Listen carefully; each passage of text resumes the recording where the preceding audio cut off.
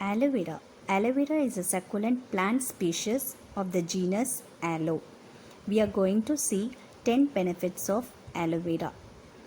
It can be consumed and may serve as treatment for the osteoarthritis and also for diabetes and treating the effects of radiation therapy. Aloe gel is commonly used topically for the treatment of the psoriasis and also for sunburn and for dry skin and finally for frostbite. Aloe vera, it can be heated along with water and inhaled as a vapor for the treatment of the asthma diseases.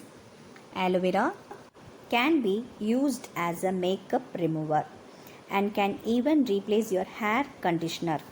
In ancient Egypt during the 1st century BC, Cleopatra, who regimed as a queen of Egypt, she is the model of Cleopatra. The beauty secrets of Cleopatra is aloe vera. She used aloe vera. Aloe vera on her face and body as a part of your beauty regimen. Aloe vera is known to be a soothing serum for the skin.